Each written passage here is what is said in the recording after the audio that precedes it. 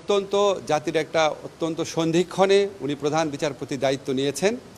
উনি আমাদের জুলাই যে গণ অভ্যুত্থান আছে সেটার যে প্রত্যাশা সেটা পূরণ করার জন্য বিচার বিভাগীয় যে সংস্কারগুলো ছিল সেই সংস্কারগুলোর ক্ষেত্রে অভিভাবকের ভূমিকা পালন করেছেন।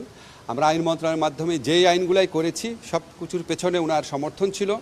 উনি আমাদের বিভিন্ন সময় যে বিভিন্ন কনসার্ন ছিল ব্যক্ত করেছি। একটা বিষয় আপনাদের বলে নেই, এটা নিয়ে এখনও প্রচুর আলোচনা হচ্ছে। যেমন ধরেন আপনার হাইকোর্টের কোনো বেঞ্চ অস্বাভাবিক জামিন দিয়ে দিচ্ছে। এটা নিয়ে আমি আমার কনসার্নের কথা মাননীয় প্রধান বিচারপতিকে এর আগে দেখা করে জানিয়েছিলাম, আজকেও জানিয়েছি। আজকে আপনাদেরকে প্রকাশ্যে বলে গেলাম। এর আগে যতবার দেখা হয়েছে ওনাকে বলেছি আমি, উনি ব্যবস্থা নিয়েছিলেন কিছু, যে বেঞ্চগুলো থেকে 4 ঘন্টায় 800 জামিন দেওয়া হয়েছিল, 800 মামলায় জামিন দেওয়া হয়েছিল, তিনি তাদেরকে ডেকেও পাঠিয়েছিলেন। উনি ওনার মতো ব্যবস্থা নিয়েছেন। তারপরও এই জামিনের প্রকোপ কিছুটা কমেছে, কিন্তু এখনও অব্যাহত আছে। আমরা যে অস্বাভাবিক জামিন, যেখানে আপনার একজন ব্যক্তি, একজন ভয়ঙ্কর ব্যক্তি যিনি জামিনে পেয়ে জুলাই গণ অভ্যুত্থানের যারা নায়ক আছে তাদের উপর হামলা করতে পারেন, এই ধরনের জামিন যখন হয় তখন আমরা প্রচণ্ড শঙ্কিত, আতঙ্কিত এবং উদ্বিগ্ন বোধ করি। কিন্তু আমরা আইন মন্ত্রণালয়ের হাইকোর্টের উপর কোনো নিয়ন্ত্রণ নাই, নিয়ন্ত্রণ থাকার কথা না। হাইকোর্টের অভিভাবক হচ্ছেন মাননীয় প্রধান বিচারপতি।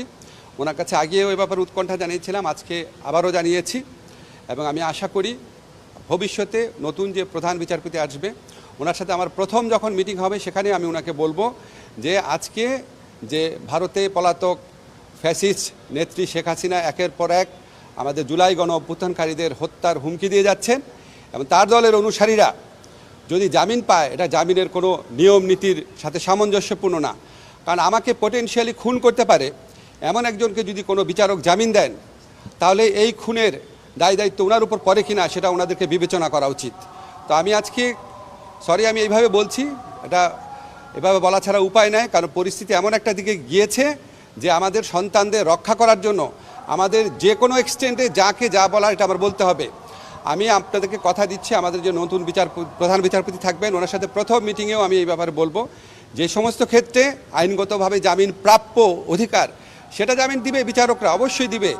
কিন্তু যেই অপরাধী বা যেই ব্যক্তি জামিনে মুক্তি পেয়ে আপনাকে আমাকে খুন করতে পারে বলে আশঙ্কা করার যথেষ্ট কারণ রয়েছে, সে তো জামিন পেতে পারে না। আমরা এই ব্যাপারে ওনার দৃষ্টি আকর্ষণ করেছি। ওনার কাছে আমরা যে সংস্কারগুলো করেছি, আমি ওনাকে বলেছিলাম যে এই সংস্কারগুলো টেকসই করে রাখার জন্য ওনার রিটায়ারমেন্টের পরও আমরা ওনার কাছে আসবো, ওনার পরামর্শ নিব। উনি অত্যন্ত সানন্দে সম্মতি জানিয়েছেন। উনি আমাদেরকে যখন যা বুদ্ধি লাগে, পরামর্শ লাগে সেই ব্যাপারে হেল্প করবেন।